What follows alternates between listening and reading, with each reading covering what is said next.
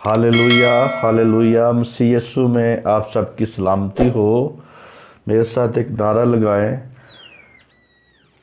बोले खुदावंद यीशु मसीह की जय, शैतान की तय तय, मुखालफ मसीह की तय तय तय।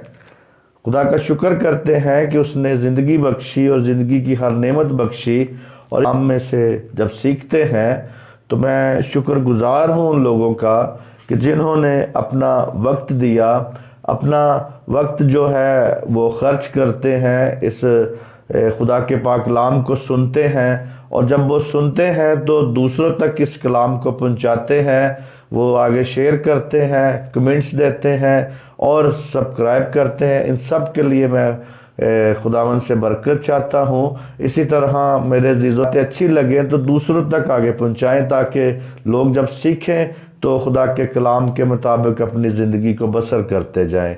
आज मेरे ज़ीज़ों, हम खुदा के पाक कलाम में से जब सीखते हैं तो हमारी ज़िंदगी का जो दारोमदार है वो सारा खुदा के फर्मा बरदारी में होना चाहिए। इसी तरह आज हमारा जो टॉपिक है, मजमून है, वो ये है, तौबा करो अपने गुनाहों की माफ़ी के लिए। मेरे जीज़ो, दोबारा से रिपीट करता हूँ इसको। लिखा है, यानी मजमून जो है ये है, तौबा करो अपने गुनाहों की माफ़ी के लिए। तो मेरे जीज़ो, हम खुदा के पाक कलाम में से हवाला देखते हैं ताकि हम इसमें से सीखें और बायस से बरकत बन सके। क्योंकि मेरे जीज़ो, जब हम खुदा के पाक कलाम को पढ़ते हैं, सुनते हैं, दूसरों तक पहुंचाते हैं, तो तब ही बरकत पाते।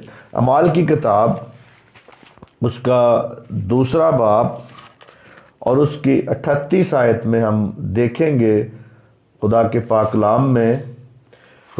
कलाम में इस तरह लिखा है, पतरस ने उनसे कहा कि तौबा करो और तुम में से हर एक अपने गुनाहों की माफ़ी के लिए यीशु के नाम पर बपतिस्मा ले, तो तुम रूल कुद्दस अनाम में पाओगे। मेरे जीजो, जब पतरस रसूल ने वहाँ पे तालीम देनी शुरू हुआ, तालीम दी रूल कुद्दस पाने के बाद, तो यहाँ पे जब उसने मेरे जीजो ये कहा कि तौबा करो, तो मेरे जीजो आज भी तौबा का जो लफ्ज़ है ये लोगों को बहुत आजकल बहुत बुरा सा लगता है, क्योंकि तौबा करना समझते हैं कि शायद मैं बहुत बड़ा गुनहगार हूँ, मुझे तौबा करने की ज़रूरत है। लोग मेरे जीजो आज तौबा से बहुत घबराते हैं। मैं अक्सर देखता हूँ या सुनता भी हूँ लोगों से कि जब तौबा की बात आती है तो आधा चर्च खाली हो जाता है। तो जब आप उनको कहानियाँ सुनाते रहें, इधर उधर की कहानियाँ सुनाएं, दुनियादारी की बातें बताएं, दुनियादारी की बातों में बहुत खुश रहते हैं, और आजकल तो जो चीज़ें देखते हैं मोबाइलों पे या टीवी पे या मीडिया के ज़रिए, हंसी मजाक वाली बातों में बहुत लोग खुश रहना पसंद करते हैं, और खुदा के कलाम के मुताबिक चलना उनकी ज़िंदगियों में बहुत मुश्किल है, बहुत परेशानी है, बहुत उनकी ज़िंदगी में बहुत ही परेशानी है। इसीलिए हमें इस बात को जानने की ज़रूरत है। तो हम मेरे जीजो, यहाँ पे पहली बात है कि तौबा करो, यानी अपने गुनाहों और गुनाहों को मानो। और यहाँ पे पतरस भी यही कहता है उन्हें, कि पतरस ने उनसे कहा कि तौबा करो और तुम में से हर एक अपने गुनाहों की माफ़ी के लिए यीशु के नाम पर बपतिस्मा ले, तो तुम रूल कुद्दस अनाम में पाओगे। तो मेरे जीजो, इसी तरह कहता है कि सबसे पहले इंसान को तौबा की ज़रूरत है, कि तौबा करे, अपने आप को कसूरवार जाने कि मैं कसूरवार हूँ, गुनाह को माने और अपने आप को खुद के खिलाफ हो जाए, कि खुदा के साथ खड़ा हो जाए, क्योंकि खुदा उस इंसान के खिलाफ है जो गुनहगार है, जो बदी में वक्त गुजारता है, जो बदी में रहना पसंद करता है। खुदा उसका मुखालिफ है, और उसके साथ जब आप खुद भी अपने गुनाहों के या कसूरों के खिलाफ खड़े होंगे तो खुदा की बराबरी में खड़े हो जाएंगे, खुदा के साथ आप खड़े हो जाएंगे। तो इसी तरह मेरे अजीजों, तौबा की ज़रूरत है। कहता है तौबा करो अपने गुनाहों की माफ़ी के लिए। आपके गुनाहों की माफ़ी तब ही हो सकती है कि पहला स्टेप आप तौबा का उठाएं अपनी ज़िंदगी में, तो फिर आपकी ज़िंदगी में खुदा जलाल को जाहिर करेगा। अमाल की किताब 3 बाब और हम उसकी 19 आयत को देखते हैं। यहाँ पे खुदा के पाक कलाम में क्या लिखा है। 3 बाब में 19वीं आयत को हम पढ़ते हैं। यहाँ पे लिखा है खुदा के कलाम में, हालेलुया, बस तौबा करो और रजू लाओ ताकि तुम्हारे गुनाह मिटाए जाएं और इस तरह खुदावन के हजूर से ताजगी के दिन आए। मेरे अजीजों, सिंपल सी बात यहाँ पे खुदावन ने बताई। खुदा के रसूलों ने भी आसान सी बातें हमें बताई हैं, कोई मुश्किल बात नहीं है। मुश्किल उन लोगों के लिए है जो अपने गुनाहों को छोड़ना पसंद नहीं करते, जो नहीं चाहते कि हम गुनाहों को छोड़ें। उनके लिए शायद ये बहुत ही मुश्किल है। एक पहाड़ को जैसे सिरक कर दूसरी तरफ जाने के बराबर है। तो मेरे अजीजों, यहाँ पे वो कहता है बस तौबा करो और रजू लाओ ताकि तुम्हारे गुनाह क्या हो जी, मिटाए जाएं। गुनाहों को खुदा मिटाना चाहता है, लेकिन सबसे पहले चाहता है कि तौबा करें। और ज़रूर है कि इस्राएली जो लोग थे उमरे और मेरे अजीजों रजू लाएं, क्योंकि मेरे अजीजों बहुत से इस्राएली हैं जो मरते हैं, मर जाते हैं, रजू नहीं लाते तो मरते हैं। रजू लाएंगे तो उनके गुनाह माफ़ हो जाएंगे। और फिर कहता है, यहाँ पे कहता है खुदा के कलाम में कि खुदा के हजूर से तुम्हारे लिए ताजगी के दिन आए। तो मेरे अजीजों, ऐसा करें कि तौबा तो उनके गुनाह मिटाए जाएंगे, जो तौबा करते हैं उनके गुनाह मिटाए जाएंगे। खुदावंद के हजूर से ताजगी के दिन आएंगे। और मेरे अजीजों, जो मुखातबिन है यहाँ पे, मुखातब जिनको किया जा रहा है वो दरअसल इस्राएली लोग थे, इस्राएली हैं। उन्हें यहाँ पे जोर दिया जा रहा है कि उनकी कौमी बहाली हो सके, उनको बरकत मिल सके। उनको पहली तौबा की ज़रूरत थी, क्योंकि मेरे अजीजों, कौमी बहाली के लिए, कौम की बहाली के लिए, बरकत के लिए पहले उनको तौबा की ज़रूरत थी कि खुदावंद यीशु मसीह के हजूर से उनके लिए ताजगी के दिन आए। तो अशारा मेरे अजीजों, अरशाद यहाँ पे खुदा के कलाम में जो अरशाद है वो ये है कि इस तरह खुदावंद के हजूर से ताजगी के दिन आए। अगर आप चाहते हैं कि आपकी ज़िंदगी में ताजगी के दिन आ जाए, खुदा ये भी उनके लिए चाहता था, बनी इसराइल कौम के लिए भी, कि उनके लिए भी ताजगी के दिन आ जाए। तो मेरे अजीजों, मसीह यीशु जब दूसरी आमद में आएगा तो मुस्तकबिल की बादशाही में उन्हें बरकत देगा। जो आज यहूदी, जो आज इस्राएली, जो आज गैर कौमें, जो आज दूसरी कौमें जो हैं, जो मसीह यीशु पर ईमान लेके आ गई हैं, तो बहुत अच्छी बात है। अगर जो नहीं आई हुई तो उनको खुदा की दूसरी आमद में मौका मिलेगा। आज भी मौका है उनके लिए। अगर वो नहीं आते तो मेरे अजीजों, उनके लिए ये बहुत ही गमगीन बात है। तो मेरे अजीजों, इसी तरह इस बात को समझने की ज़रूरत है कि ताजगी के दिन आ जाए। आप में से बहुत से लोग ऐसे हैं जो चाहते हैं उनकी ज़िंदगी में ताजगी के दिन आ जाए, ताज़ा दम हो जाए, खुशहाल हो जाए, बाबरकत हो जाए। लेकिन मेरे अजीजों, जब तौबा की बारी आती है तो आधा चर्च खाली हो जाता है।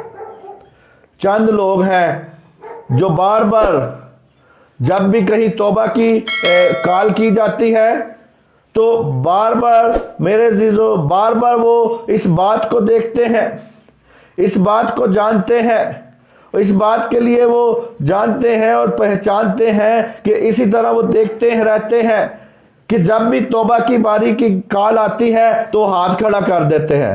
हर इबादत में हर जगह पे हाथ खड़ा कर देते हैं। तो मेरे अजीजों, इसका मतलब है कि वो सच्ची तौबा नहीं करते, बार बार तौबा करते रहते हैं, बार बार हर जगह पे हाथ खड़े करते रहते हैं। तो मेरे अजीजों, उनके लिए ताजगी के दिन कैसे आ सकते हैं? हम देखते हैं माल की किताब उसका 20 बाब उसकी 21 आयत में क्या लिखा है यहाँ पे। हालेलुया। 20 बाब और उसकी 21वीं आयत।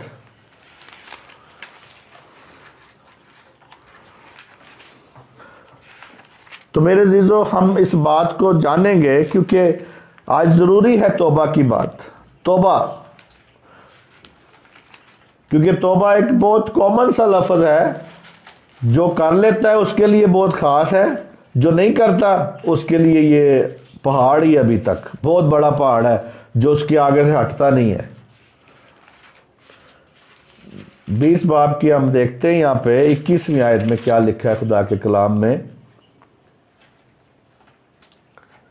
जी, पढ़ना चाहेंगे या मैं पढ़ूं? बल्कि यहूदियों और यूनानियों के रूबरू गवाही देता रहा कि खुदा के सामने तौबा करना और हमारे खुदा में यीशु मसीह पर ईमान लाना चाहिए। आमीन आमीन। यहाँ पे मेरे अजीजों, कितनी खूबसूरत बात हम सीखते हैं। यहाँ पे हमें बताता है, खुदा के कलाम बता रहा है, कहते हैं कि और उनको कहा कि गैर कौमों को ये नहीं कहता है कि क्या करो जी, तौबा करो। यानी अमाल की किताब हम 20 बाब में जब देखा है तो यहाँ पे हमें ये सारी कहते हैं कि तौबा, कहते हैं तौबा करो खुदावंद के सामने, तौबा करो और हमारे खुदावंद यीशु मसीह पर क्या करो, ईमान लाओ।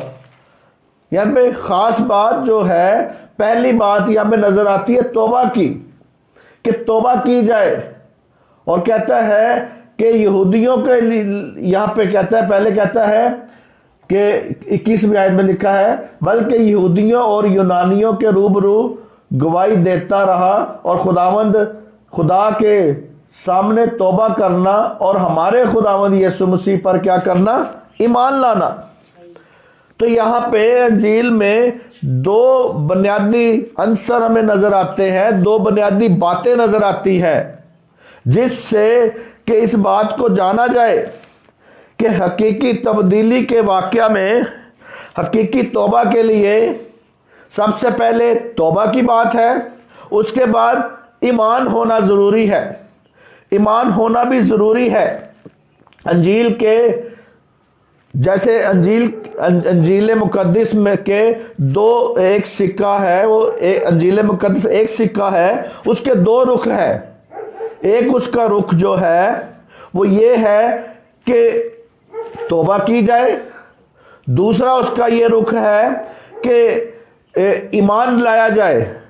तो जब तक कोई शख्स सच्ची तौबा नहीं करता नजात नहीं पा सकता। जब तक कोई इंसान तौबा नहीं करेगा वो नजात नहीं पाएगा। तो नजात उस वक्त उसे मुकम्मल मिल सकती है जब नजात बख्शिश ईमान के साथ है। नजात की बख्शिश किसके साथ है जी? ईमान के साथ है, और हमें ईमान रखने की ज़रूरत है। दूसरी बात मेरे अजीज़ों ये है कि जिस तरह तौबा उस वक्त तक बेफ़ायदा होगी जब तक कि खुदा के बेटे पर ईमान नहीं ला सकते। खुदा के बेटे पर ईमान जब लाएंगे तो फिर ही पर सच्ची तौबा हो सकती है। तो सच्ची तौबा रखने के लिए हमें खुदा के बेटे पर ईमान लेके आना है। आजकल तो बहुत से ऐसे लोग हैं वो इस बात को समझते नहीं है कि यीशु मसीह खुदा का बेटा है। वो इस बात को जब जानते हैं, जानेंगे कि यीशु मसीह ही खुदा का बेटा है, तो फिर ही वो ईमान ला सकते हैं। इस बात पे जब ईमान लेके आएंगे तो फिर ही उन्हें तौबा के साथ नजात मिलेगी। और मेरे अजीजों, इसी तरह तौबा का मतलब है कि पूरे पूरे तौर पे अपने रुख को फेर लेना। जैसे एक रुख पे हम चल रहे होते हैं, अपने आप का मुंह ऐसे फेर लेना, अपनी डायरेक्शन चेंज कर देनी, अपने रास्ते को बदल देना। जब तक अपना रास्ता नहीं बदलते तो तौबा तो चाहे 100 बार आप करते जाएं, 1000 बार तौबा करते जाएं, तो आप अगर उसी रास्ते पे चल रहे हैं, उसी डगर पर ही चल रहे हैं, अपने रास्ते को से फिरते नहीं है, रुख नहीं चेंज करते, तो उस तौबा का कोई फायदा है जी? कोई फायदा नहीं है। तो इसीलिए अपना रुख बदलने की जरूरत है। इस तरह गुनहगार तस्लीम करे कि जाने कि मैं खोया हुआ हूं। एक गुनहगार बंदा है, वो इस बात को जाने कि मैं खोया हुआ हूं, मैं मिल जाऊं खुदा को, खुदा ढूंढ रहा है। तो मेरे अजीजों, इसी तरह अपने कसूर के लिए खुदावंद की अदालत के सामने सर तस्लीम खुद को करना चाहिए, खम करना चाहिए, अपने आप को झुका लेना चाहिए, पस्त कर देना चाहिए, झुक जाना चाहिए, ताकि आपकी तौबा क्या हो सके जी? तौबा हो सके। और इसी तरह तौबा जो है, यानी पूरी तरह तौबा उस वक्त होगी जब हम खुदा के आगे ये जानेंगे कि वो अदालत करने वाला है, वो अदालत करेगा, सरनगू हो जाए, तो अपने रुख को चेंज कर लें और ये जाने कि मैं खोया हुआ हूं। मुझे ज़रूरी है कि हम यीशु के आगे, खुदा बाप के आगे क्या हो सके? ईमान का मतलब है अपने आप को यशवा मशाया के सुपुर्द किया जाए, उसके सुपुर्द कर दिया जाए। और इसी तरह वही खुदावंद मुनज्जी है हमारा, वही हमारा प्यारा है। नए अहद के अक्सर हिस्सों में ईमान को नजात के वाद शर्त गिना गया है कि ईमान जो है, ईमान लाने से वाद शर्त है। तो मेरे अजीजों, इसी तरह लेकिन ईमान में पहले तसव्वुर ये है कि तौबा की गई है, कि तौबा की जाए। जब तक किसी को एहसास और शऊर में ना हो, वो नजात दहिंदे की जरूरत है। यानी आपके इस बात में आप समझ जाएं कि तस्लीम कर लें कि पहले मैं जाने के मैं कसूरवार हूं। अपने आप को ईमान में पहले तसव्वुर करें कि मैंने तौबा की जरूरत है।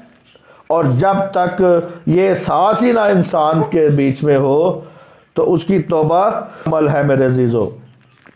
और इसी तरह जब तक किसी को एहसास ना हो, शऊर उसके दिल में, उसके शऊर जो है वो जागे ही ना, और इसी तरह वो इस बात को जाने कि मुझे नजात दहिंदे की ज़रूरत है। जब आपको नजात दहिंदे की ज़रूरत होगी तो फिर ही आपकी ज़िंदगी में खुदा काम करेगा। और इसी तरह कहता है कि वो यीशु मसीह को अपना नजात दहिंदा कबूल करे। जब तक नजात दहिंदा कबूल नहीं करेगा, तब तक उसकी ज़िंदगी में जलाल जाहिर नहीं हो सकता, तब तक उसकी तौबा कुछ भी नहीं है। तरह मेरे अजीज़ों, ये शऊर रूल कुद्दस की, यानी मेरे अजीज़ों मुजरम ठहराने वाली खिदमत से पैदा होता है। और तौबा पर मेरे अजीज़ों हमें इस बात को जानना है, पहचानना है, कि जान सके, पहचान सके कि वही मेरे अजीज़ों हमारी नजात दहिंदा है, वही हमारा खुदावंदों का खुदा है। और इसी तरह वो अपने आप को मुजरम तस्लीम करे बंदा, तो फिर उसकी ज़िंदगी में खुदा का जलाल ज़ाहिर हो सकता है, फिर उसकी तौबा मुकम्मल हो सकती है। इसी तरह हम मेरे अजीज़ों एक और हवाला देखते हैं, तौबा करो। इस बात को हम देखते हैं। हालेलुया, थैंक यू जीसस, तेरा शुक्र हो, थैंक यू।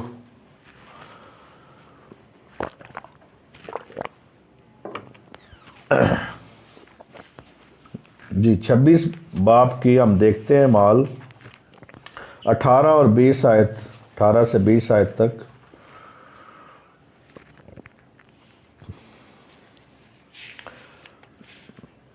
यहाँ पे खुदा के जिंदा पाक कलाम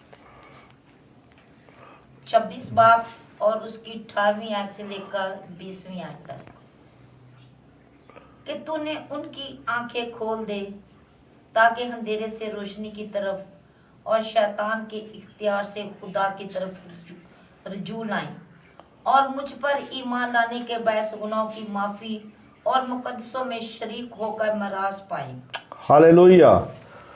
इसीलिए अगर बादशाह में उस समानी रोया का नाफरमान ना हुआ बल्कि अपने दमिश्कों को फिरा यरूशलेम और सारे मुल्क यहूदिया के बशिंदों को और गैर कौमों को समझता रहा कि तौबा करे और खुदा की तरफ रुजू लाकर तौबा के मुआफिक काम करे।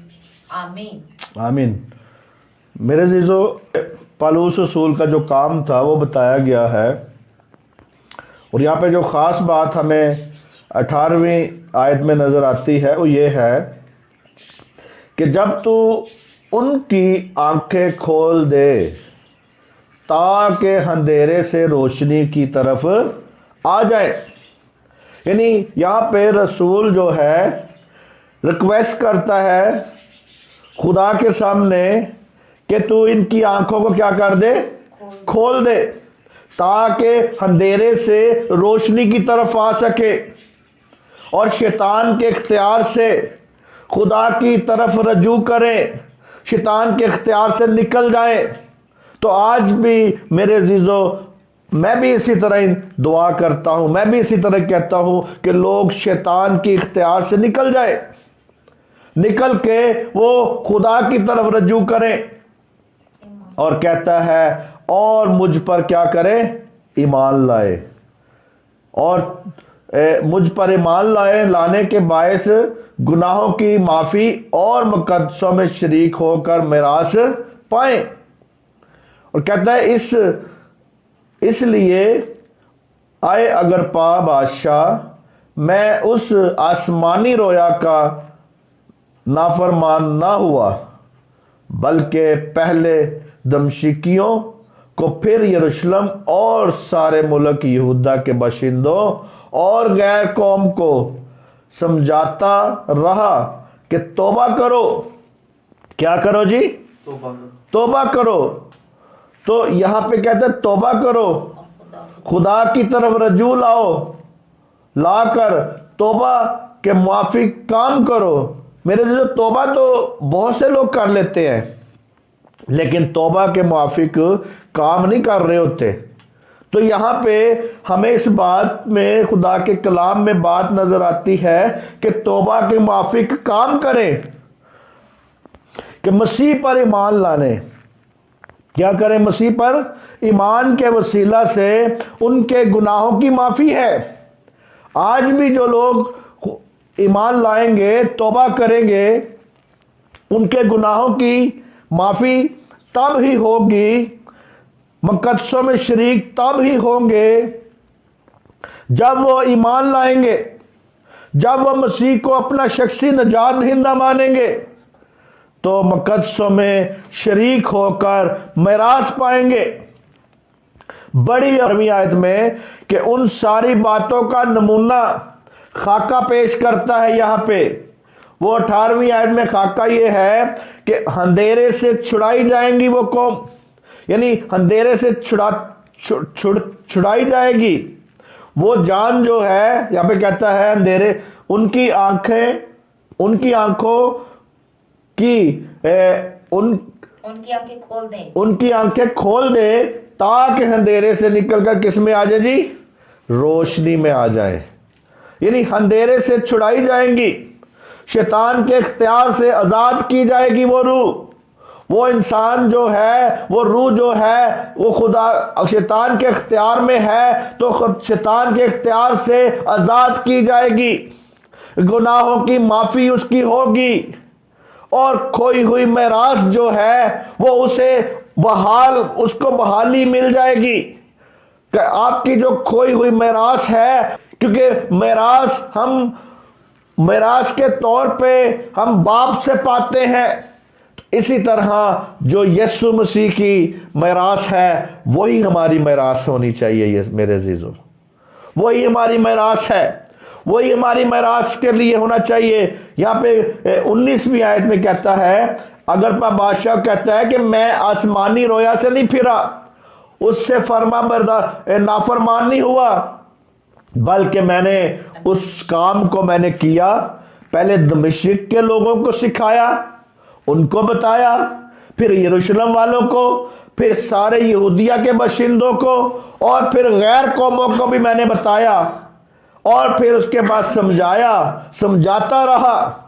तो आज मेरे जीजो, हम जो आप तक कलाम को पहुंचाते हैं, तो ये हमारा मकसद है कि जैसे यहाँ पे ये कहता है, पालूस कह रहा है कि गैर कौमों को समझाता रहा कि तौबा करें। आज मैं भी आपका खुदा का खादम होते हुए मैं ये कहता हूं कि बार बार समझाता हूं कि तौबा करो, ताकि आपकी जिंदगी के लिए ताजगी के दिन आ सके। और कहता है उनको तौबा करें और खुदा की तरफ रजू लाएं, तौबा करें और खुदा की तरफ रजू लाएं, और तौबा के माफिक काम करें मेरे जीजो। क्योंकि बहुत से ऐसे लोग हैं जिन्होंने तौबा की होती है, तो फिर वो उनकी ज़िंदगी इस तरह की हो जाती है कि जैसे नलाई हुई सूरनी दोबारा दलदल की तरफ चले जाती है और कुत्ता अपनी कै को दोबारा खाना शुरू हो जाता है। तो इसी तरह आज इस किस्म की तौबा ना करें कि आपकी ज़िंदगी फिर बैक टर्न हो जाए, फिर आप बैक हो जाए, फिर आपके गुनाह उसी तरह ही आप करना शुरू हो जाए, फिर आप बदी करते रहें। ऐसा ना करें मेरे जीजो। इसी तरह वो कहता है तौबा कर और खुदा की तरफ क्या कर, रजूला, तौबा के माफिक काम कर।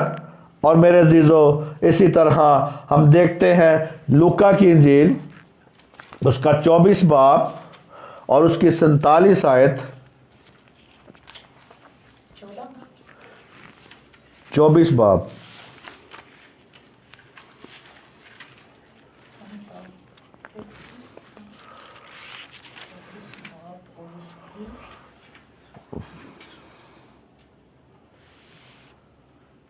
सैंतालीस आयत लिखा है, और यरूशलेम से शुरू, हाँ जी 47 जी 47,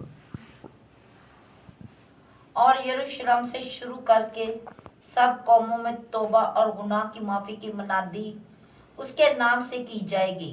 आमीन। किसके नाम से की जाएगी? खुदावंद यशवा मशाया के नाम से की जाएगी। उस खुदावंदों के खुदा के नाम से की जाएगी, खुदा के बेटे के नाम से की जाएगी। और वो यहाँ पे कहता है कि उसकी यानी और यरूशलेम से शुरू करके सब कौमों में तौबा की और गुनाहों के माफी के नाम की मनादी की जाएगी, यशवा मशाया के नाम पर, उस नाम पर जिस पर हर एक घुटना झुकेगा, चाहे वो आसमानियों का हो, चाहे वो जमीन वालों का या जमीन के नीचे पताल वालों का हो, हर एक घुटना यशवा मशाया के नाम पर झुकेगा। इस बात को जान ले और पहचान ले, दुनिया में कोई और ऐसा नाम नहीं है जिसके वसीला से आपको नजात मिलेगी या जिसके नाम से तौबा आप कर सकते हैं। तौबा सिर्फ और सिर्फ खुदावंद यशवा मशाया के नाम पर ही आपको आपके गुनाह माफ हो सकते हैं। आप कहीं और चाहे कि मैं दुनिया के किसी और कोने में जाके या दुनिया के किसी और कोने में जाके अपने सर को झुका के या वहां पे तौबा कर लेंगे, नहीं हो सकता ऐसे, क्योंकि एक ही नाम बख्शा है दुनिया में, सिर्फ और सिर्फ यशवा मशाया। और इसी तरह मेरे जीजो तौबा की मनादी यहाँ पे की गई और बताया गया जी। एक और वाला हम देखेंगे मरकस उसका पहला बाब उसकी 4 आयत में क्या लिखा है यहाँ पे, हालेलुया, पहला बाब 4 आयत मरकस को हम देखते हैं। यहाँ पे खुदा के पाक कलाम में जब हम पढ़ते हैं, यहाँ पे लिखा है, यूहन्ना आया और बियाबान में बपतिस्मा देता और गुनाहों की माफी के लिए तौबा के बपतिस्मे की मनादी करता रहा। आमीन। यूहन्ना आया, यूहन्ना बपतिस्मा देने वाला आया, उसका जो यहाँ पे बियाबान में जब वो आया तो बियाबान में उसने बपतिस्मे की तालीम दी, यानी तब बपतिस्मे का बताया गया और कहते हैं बपतिस्मा देता और गुनाहों की माफ़ी के लिए तौबा के बपतिस्मे की मनादी करता रहा। और मेरे अजीजों, इसी तरह वो यहाँ पे बपतिस्मे के बारे में बता रहा है कि बपतिस्मे के बारे में वो कहता है कि उन्हें बताया गया। तो ये पहली बात हमने सीखी थी, पहली बात हमने ये सीखी थी कि तौबा करो। उसके बाद था तौबा करो ताकि यानी अमाल हम यानी तौबा की तालीम दी गई थी। उसके बाद है बपतिस्मा, अपने गुनाहों की माफ़ी के लिए क्या करें? बपतिस्मा लें, ईमान लाएं, बपतिस्मा लें ताकि आपके ताजगी के दिन आ सके। और इसी तरह मेरे अजीज़ों, इस आयत में जब हम देखते हैं कि बपतिस्मे के वसीले से नजात की तालीम पाई जाती है और बहुत से लोग इस मफ़हूम पर अपनी अपनी राय देते हैं, अलग-अलग राय देते हैं। तो इसी तरह नए अहदनामे में नजात खुदावंद यशवा मशाया के नाम पे मिलती है, यानी नजात देने वाला, नजात जिससे मिलेगी वो सिर्फ और सिर्फ खुदावंद यशवा मशाया का नाम है, उसी से नजात मिलती है हमें। और इसकी मेरे अजीज़ों चंद मसाले हैं, इसमें हम 2 वाले पढ़ूंगा, लेकिन बाकी वाले जो हैं वो सिर्फ मैं वैसे ही बता दूंगा। पहला हम देखेंगे यूहन्ना की इंजील, उसका 12 बाब, नहीं पहला यह है नहीं, यूहन्ना की इंजील उसका 1 बाब और 12वीं आयत।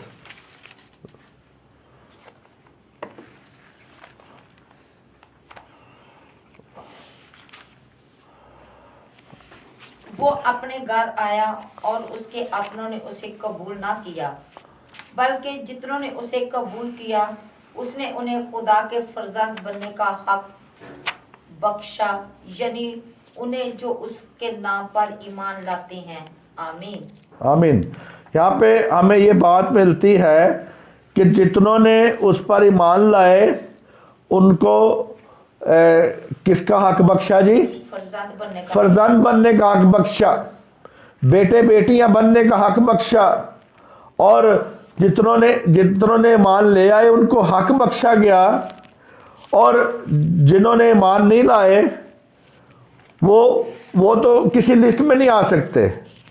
इसी तरह कहता है कि उनको उसने खुदा के फर्जंद बनने का हक बख्शा। तो मेरे अजीजों, इस बात को जानने की जरूरत है कि नाम किसके से उनको नजात मिली है? यीशु के नाम से, वो नाम जो सब नामों से आला है, यशवा नाम से, वो जलाली नाम से। और कहता है कि जितनों ने उसे कबूल किया उसने उन्हें खुदा के फर्जंद बनने का हक बख्शा, यानी उन्हें जो उसके नाम पर ईमान लाए। ईमान से नजात मिलती है। बपतिस्मा तो वहाँ पे अलानिया तौर पे बताया जाता है कि लिया जाए। बपतिस्मे के बारे में भी हम सीख रहे हैं, साथ साथ सीखेंगे, लेकिन ईमान की बात है। ईमान से यहाँ पे बात है कि उस पर जितनों ने ईमान लेके आए उन्हें खुदा के फर्जंद बनने का क्या बख्शा गया? हक बख्शा गया मेरे अजीजों। तो इसी तरह मेरे अजीजों बाकी वाले जो हैं वो मैं वैसे बता देता हूँ। एक वाला माल 16 बाब की 31 आयत बस पढ़ लें।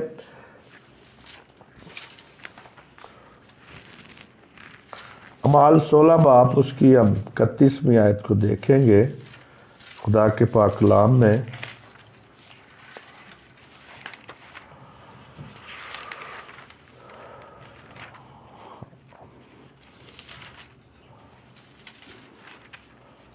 हालेलुया। उन्होंने खुदावंद यीशु पर ईमान ला तो तू और तेरा घराना निजात पाएगा। आमीन आमीन। यहाँ पे कहता है कि तू ईमान ला और तेरा सारा घराना क्या पाएगा जी? निजात पाएगा। किसके नाम पे? खुदावंद यशवा मशाया के नाम पे। जब वो ईमान ले आएंगे तो उन्हें क्या मिलेगा?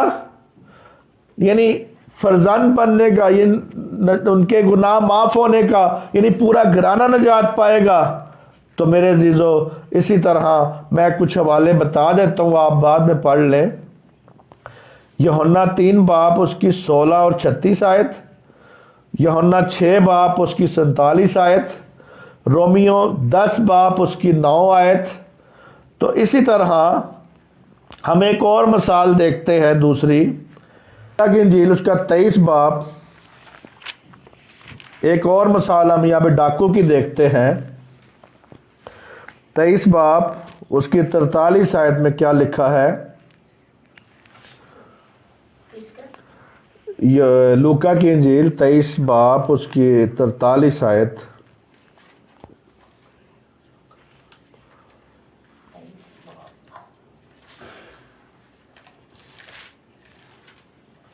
जी, यहाँ पे लिखा है, यानी हाँ जी पढ़े।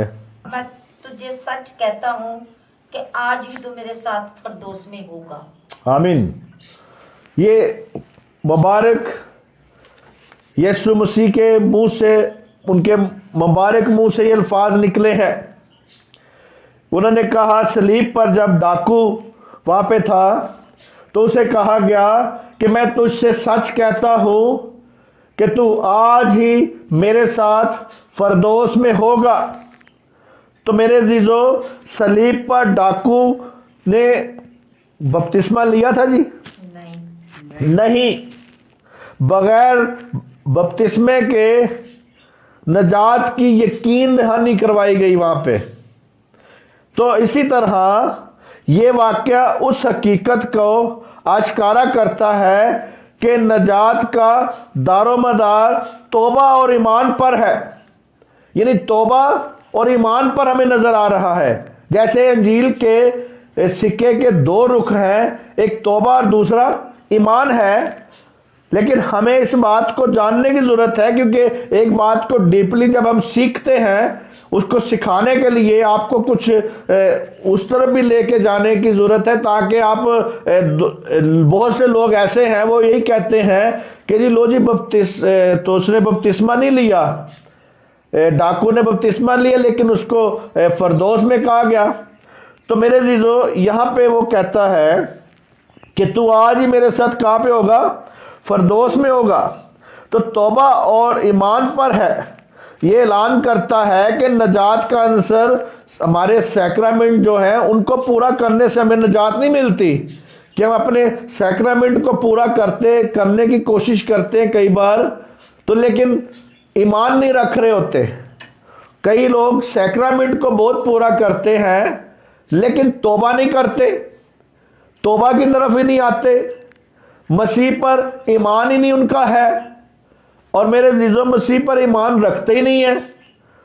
अगर ईमान रखेंगे तो अमल करना पड़ेगा। जब मैं ईमान रखता हूं तो मुझे अमल करना पड़ेगा, तो वो जब ईमान रखेंगे तो अमल करना पड़ेगा। तो इसीलिए वो सैक्रामेंट को पूरा करते हैं, मसीह पर ईमान नहीं रखते। मसीह ने कहा शराब नहीं पीनी, तो वो शराब भी पीते हैं। तो फिर सैक्रामेंट तो उन्होंने पूरे किए मगर मसीह के हुक्म को तो ना माना, तो इसीलिए वो सिर्फ सैक्रामेंट को तूल देते हैं, उसको पूरा करते हैं। तो इसी तरह वो कहता है कि यहाँ पे उसने, उस डाकू ने ना बपतिस्मा लिया ना शायरबानी ली। तो ख़ास बात मैं ये बताना चाहता हूँ मेरे अजीज़ों कि यहाँ पे जब डाकू सलीब पर था, उस वक्त यीशु मसीह भी सलीब पर था। उस वक्त उसको भी सलीब पर टांगा गया था, उसको भी सलीब पर पूरी बनी नो इंसान के लिए वो सलीब पर जान देने के लिए सलीब पर था। एक दाएं पर डाकू था, एक बाएं पर डाकू था। तो यहाँ पे मेरे अजीज़ों, इस बात को जानने की ज़रूरत है कि उस वक्त खुदावंद यीशु ने ये हुक्म ही नहीं था दिया बपतिस्मे के बारे में। यूहन्ना बपतिस्मे के बारे में दे रहा था हुक्म, तौबा करें, बपतिस्मा लें, ताकि तुम्हें नजात मिल सके और तुम खुदा की तरफ आ सको। ये यूहन्ना वहाँ पे दे रहा था बपतिस्मा, वहाँ पे बपतिस्मे का उनको बता रहा था, लेकिन उन्होंने फिर भी बपतिस्मा नहीं लिया। लेकिन यहाँ पे ख़ास बात जो है बपतिस्मे का उस वक्त हुक्म ही नहीं था दिया गया कि बपतिस्मा लाजमी लिया जाए। उस वक्त अशाए रबानी के बारे में भी वो सिर्फ यीशु मसीह ने आखिरी खाना जब खाया शाए रबानी का उस वक्त बताया गया। तो यहाँ पे डाकू ने ना शाए रबानी ली थी ना उसने कोई सैक्रामेंट को देखा था, क्योंकि बपतिस्मे का उसको हुक्म नहीं था। तो जो मेरे जीजो खुदावंद यीशु मसीह अरशाद आज़म की उस वक्त हुक्म नहीं दिया गया था, कि अरशाद आज़म का भी उस वक्त हुक्म नहीं था कि जाओ सारी कौमों के सामने इंजील की मनादी करो और उन्हें बाप और बेटे रूल कुदस के नाम से बपतिस्मा दिया जाए। इस बात को मेरे जीजो वो डाकू इस बात को नहीं जानता, क्योंकि कहते फरदौस में आज ही तो मेरे साथ फरदौस में होगा। तो मेरे जीजो उस वक्त फरदौस भी जो था वो जमीन पर ही था, क्योंकि कैदी रूहें जमीन पर ही रखी जाती थी। वहां पे लिखा है कि वो कैदी रूहों को छुड़ाकर आसमान पर ले गया, यानी आसमान की बात यहां पे नहीं हो रही। वहां पे वो जमीन में गया, पताल में गया, पताल में उतरा और वहां से कैदी रूहों को छुड़ाया और फरदौस उधर था। तो उधर से वो कहता है कि आज ही तो मेरे साथ फरदौस में होगा। किधर होगा? जहां मैंने जाके मनादी करनी है, जहां से मैंने कैदियों को छुड़ाना है, जहां से मैंने उनको छुड़ा के आसमान पर लेके जाना है। क्योंकि उस पर अख्तियार जो था उस वक्त अख्तियार नबियों पर भी अख्तियार, उस वक्त उस फरदौस के ऊपर अख्तियार शैतान का था, खुदा का नहीं था। खुदा ने अपना अख्तियार उस वक्त जाके जब जान दी है यीशु ने, तो अपना फिदिया देकर उन्हें छुड़ा के लेके गया वहां से जमीन से। और इसी तरह मेरे जीजो इस बात को जानने की जरूरत है, बपतिस्मे का हुक्म नहीं हुआ और ये सारे हुक्म यीशु मसीह ने आसमान पर जाते जाते दिए थे। जब वो आसमान पर जा रहा था फिर उन्हें अरशाद आज़म के हुक्म दिया। अरशाद आज़म का ये हुक्म दिया कि जाओ कौमों के सामने अंजील की मनादी करो और उन्हें बाप और बेटे और रूल कुदस के नाम पे बपतिस्मा दो। तो यानी मेरे चीजों ये उस वक्त का हुक्म है कि खुदावंद यीशु मसीह जब आसमान पे जा रहे थे उस वक्त उन्होंने ये हुक्म दिया। सलीब पर यह हुक्म नहीं था। जब सलीब पर यीशु मसीह था तो यह हुक्म नहीं था। और बपतिस्मे की पाबंदी का हुक्म आसमान पर जाने के बाद हुआ, उस वक्त नहीं था। मगर ईमान की बात है कि खास बात है कि ईमान जरूरी था। किस बात की खास बात है जी? ईमान जरूरी था। ईमान जरूरी था कि वो इस बात को जाने, इस बात को पहचाने, इस बात को वो देखे, क्योंकि उसने भी यीशु के मौजज़े सुने होंगे, उसने भी यीशु मसीह के मौजज़ात देखे होंगे, उसने भी इस बात को जाना होगा। तो मेरे जीजो इसी तरह इस बात को हम जाने पहचाने के पाबंदी, यानी इसीलिए तो लोग कहते हैं कि जी डाकू ने केड़ा बपतिस्मा लिया जी। ये हम आगे बात को सीखते जाएंगे, इस बात को और मैं आगे सिखाऊंगा आपको, ताकि आप इस बात को जान सके, पहचान सके कि यहाँ पे आसमान पे जाते हुए तो मेरे जीजो उसने ये कह दिया, उस वक्त कहा कि आज ही तो मेरे साथ कहाँ पे होगा? फरदौस में होगा। उस फरदौस में जहाँ पे सैमुअल की रूह भी कैद में थी, जहाँ पे वो कैद में था, क्योंकि नबियों की रूह भी कैद में थी। क्योंकि पुलिस ने, शैतान ने, उन्होंने कोई ना कोई जब गलती की थी उसकी बिना पे शैतान ने उन पर इख्तियार जमाया हुआ था कि ये इन पर इख्तियार है मेरा, इन्होंने गुनाह किया है, इन्होंने बदी की है, इसीलिए इन पर इख्तियार है। उस इख्तियार को तोड़ने के लिए, उस इख्तियार की जंजीरों को तोड़ने के लिए खुदावंद यीशु मसीह को सलीब पे जान देनी पड़ी। जब उसने जान दी और उसके बाद वहां पे जब वो कैदी रूहों में गया और कैदी रूहों को छुड़ा के आसमान पे ले गया और कहता है तू मेरे साथ आज ही कहां पे होगा? फरदौस में होगा। उस फरदौस में जहां पे वो नबियों की रूहें कहां पे थी जी? कैद में थी। उस जगह पे कहा गया था कि तू आज ही मेरे साथ वहां पे होगा। तो तो ये नहीं था कि उसे ये कह दिया था कि तू आज ही मेरे साथ सीधा समान पे होगा, नहीं। उस वक्त समान पे मेरे जीजो, क्योंकि यीशु मसीह के सलीब पर जान देने के बाद उसके पास ये इख्तियार आ गया था, जलाली इख्तियार आ गया था, कि ये इख्तियार था कि यीशु मसीह इस कमरे से बाहर भी जा सकते थे रूह में। ये नहीं कि दरवाजा खोल के जाना पड़ेगा, नहीं, वैसे ही वो उधर भी जा सकते थे, इधर भी आ सकते थे। जलाली बदन में ये दीवारें, ये ईंटें, उसका कोई इख्तियार उस पर नहीं था, क्योंकि खुदावंद जब उसने मरियम ने उसको छूने की कोशिश की तो कहता है कि मुझे ना छुओ। उन औरतों ने जब छूने की कोशिश की तो कहता है मुझे ना छुओ, मैं अभी बाप के पास नहीं गया।